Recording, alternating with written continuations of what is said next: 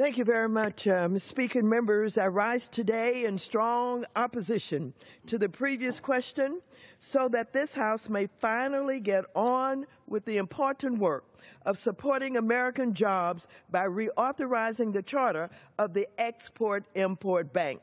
My friends on the opposite side of the aisle claim that they support business. They claim they support small business. They claim that this is something that's not paid enough attention to. Yet, when we have the opportunity to support the Ex-Im Bank, what do? They turn it into a political question because they want to use it to divide. Let me tell you some facts about the Ex-Im Bank.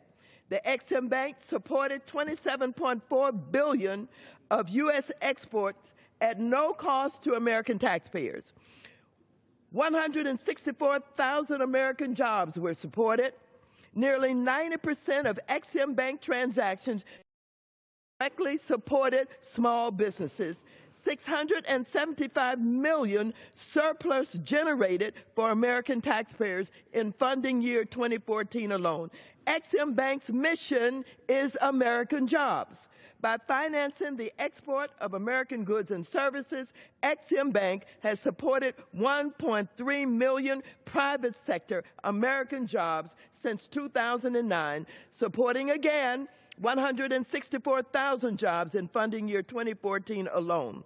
And so, Mr. Speaker and members, every day that this Republican-led House refuses to act is another day that American workers suffer the consequences. It's been 3 months now since Republicans shut down our nation's export credit agency, a vital financing tool that enables U.S. companies, both large and small, to compete for sales in the global marketplace, and businesses and their workers are feeling the pain. The stories that we have received from across the nation make the unfortunate consequences of the House Republicans' shutdown of the Ex-Im Bank distressingly clear.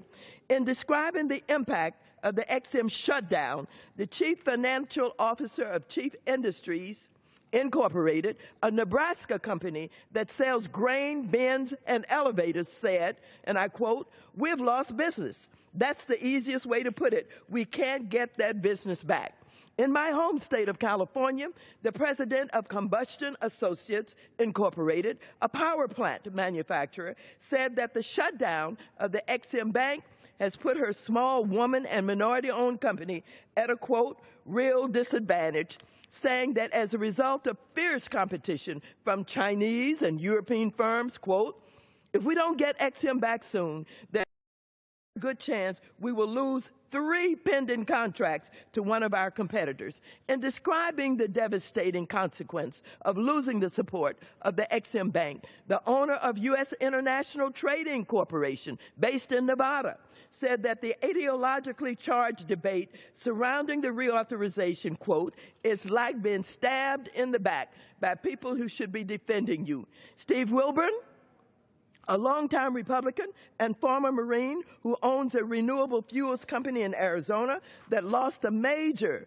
Philippines green energy project due to the uncertainty over Ex-Im's future, recently remarked that, and I quote, "I never thought the day would come when the Republican Party would somehow view a small business like mine as crony capitalism."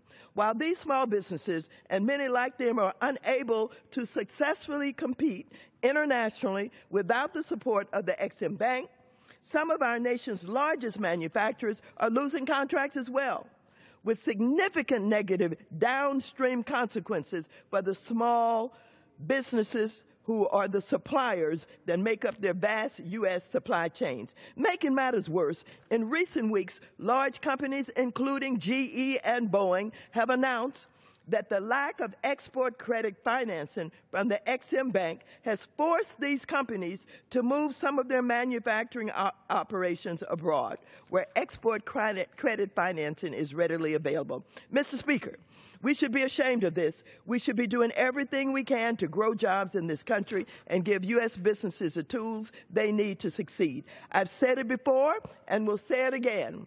A majority of this House supports reauthorizing the Export-Import Bank, and if we don't give members the opportunity to vote up or down on reopening the bank's doors, the self-inflicted shutdown of the Ex-Im Bank will continue to hurt workers and our economy. It's time to recognize the realities of the extremely competitive international marketplace that businesses must compete in.